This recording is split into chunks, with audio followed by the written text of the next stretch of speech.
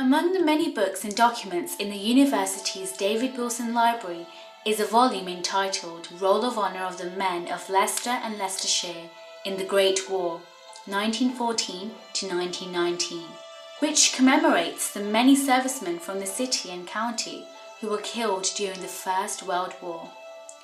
The University of Leicester itself was actually founded as a memorial to the local men who died in the First World War, a fact reflected in the institution's motto, Vitam Habeant, which means that they may have life. University College Leicester, as it was then, began as an idea that predated the Great War and eventually was achieved when the college was founded in 1921. In the intervening years, the future campus performed an important role as a military hospital. The university's main administration building, now known as the Fielding Johnson Building, had been constructed in 1837 as the Leicestershire Lunatic Asylum, but became empty in 1908 after patients and staff transferred to a new asylum in Narborough. In 1911, the empty county asylum building was identified by medical officers from the territorial force as a suitable location for a military hospital should the need arise. 3 years later, that need did arise, and the building was designated as the base for a TF medical unit, the 5th Northern General Hospital. Outbuildings were demolished and replaced with 4 long, flat-roofed brick huts to house officers, while nurses and medical staff had rooms in the main building.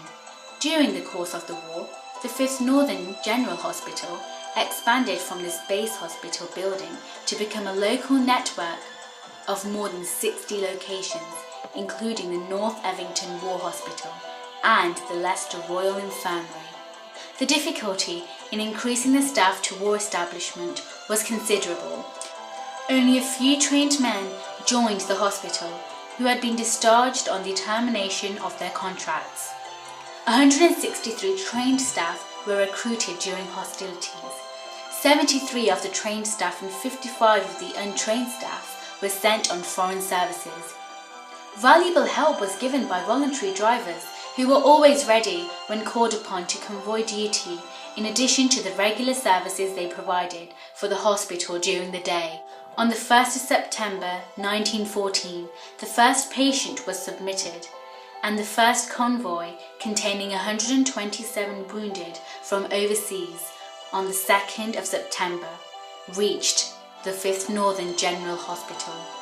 Total number of patients to have ever appeared on the hospital records was 74,652, who weren't only British, but from all over the world.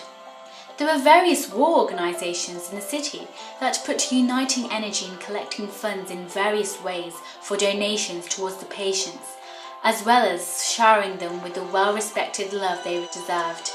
Patients were greatly looked after, and each ward was equipped with a gramophone, card tables, and at least 40 cigarettes were given weekly to the patients from the opening of the hospital to the closing. Every effort was made to occupy and amuse the patients. As the hospitals continually strived to increase the number of beds available in the hospital, and even after the armistice was signed, convoy continued to arrive until June 1919. In September 1919, the last patient left the hospital. A university college in Leicester was an idea which had been brewing among the city's leading figures for a generation. But it was only when Dr. Astley Clark, who took over the presidency in 1912, that serious work began on developing the idea.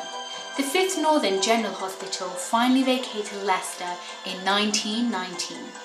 In March of that year, Dr. Clark, who was serving as president of the Leicester Literary and Philosophical Society, visited local businessman Thomas Fielding Johnson to outline a plan for raising enough money to purchase the hospital building and grounds for educational purposes.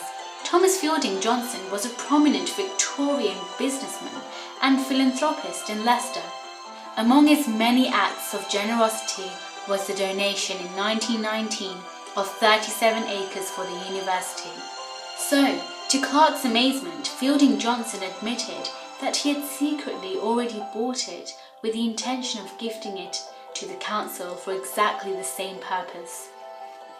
The university is truly a living memorial to the Great War, as the nation gathers to commemorate the events of 1914 to 1918. 100 years on, communities are coming together to remember the lives of those who lived, fought and died in the First World War.